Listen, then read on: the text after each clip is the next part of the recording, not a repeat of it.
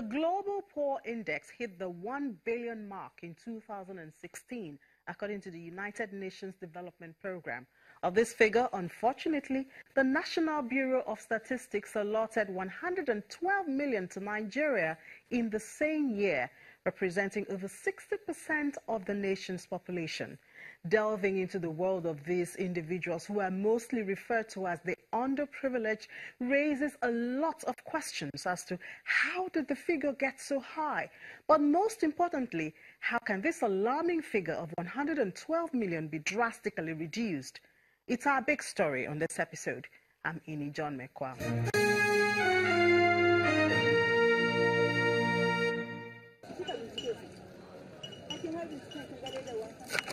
They lack the basic social advantages which many take for granted.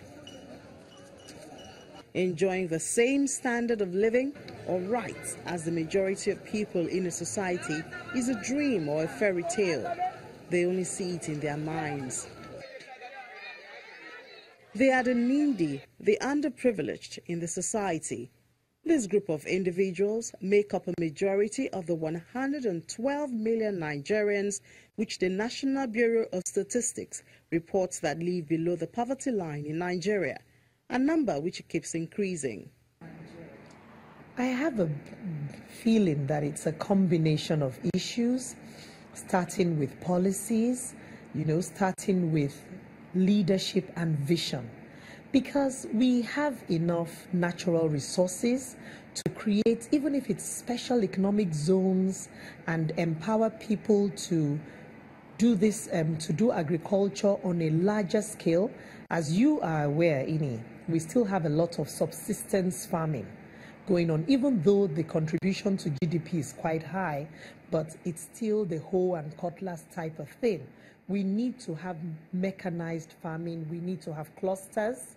We need government to provide processing units that a variety of groups of farmers can have access to, like for cassava farming, like for the rice farming. I am very happy that we are now looking at entire value chains. So the value addition is a key area where SMEs can add value, where we can help to alleviate poverty by giving our people jobs to do along the value chain in each of these major, cash crops that we have. When they try to earn a living the only way they know, which is begging for alms, they are discouraged. They are chased off the streets,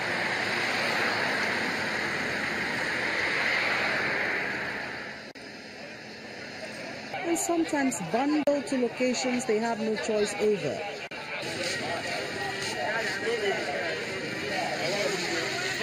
Some have tried to earn their living by trading on the streets, but this is considered unacceptable by many state governments.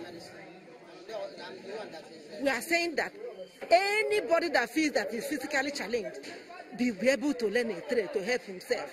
We have fashion design in here, we have craft center, we have tailoring, we have woodwork, carpentry, what have you, we have them here. We are getting them out for them to have good training.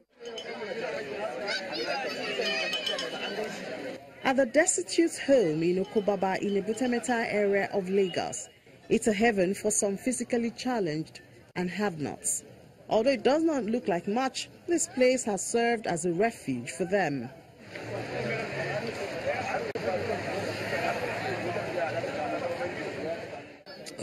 First of all, we thank Lagosians as they come to see us in this our community here. Because actually Lagosians, they do help. And first of all, I have to thank the Lagos State Governor by putting us into the society, because Lagos State Government has put us, bring us from outside to the society, because he embraced us. So that we are thanking him.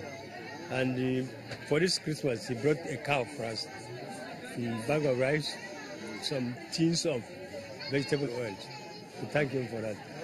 And we thank the Lagosians. They come since yesterday. They have been coming, come and volunteer to give us donations, money, food, clothes, so on and so forth. We thank them. Everybody, you see, we're always happy. Thank God. God bless you. As much as they appreciate the availability of a place they can call their own, it is very far from an ideal home. For an accommodation of about 5,000 people, the living area and facilities certainly require a facelift.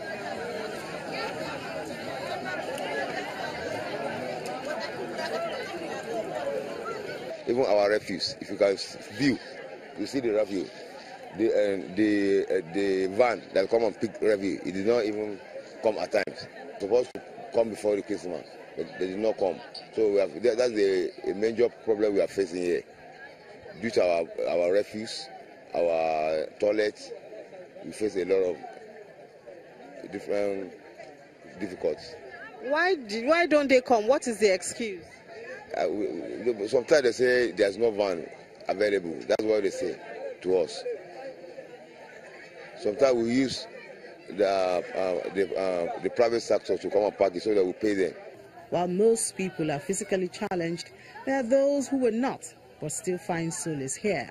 And those who are normal, they walk.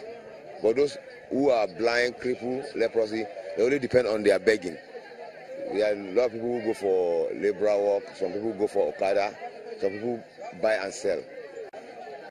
And the population keeps increasing in spite of the overstretched facility. A lot of people marry from here, and they marry from outside. Some go to north, bring his wife down to here to come and live with him.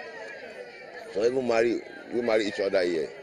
Some even go out and rent because here I've already full. There's no vacancy again.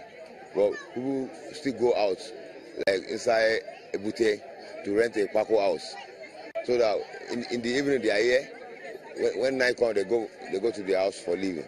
Perhaps because of lack of enlightenment, the population continues to increase in conditions which unarguably are not fit for such.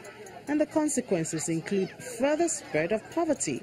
Senior advocate of Nigeria, Festus Keyamo, is well aware of the plight of the less privileged in Nigeria and speaks on what the Constitution provides for them.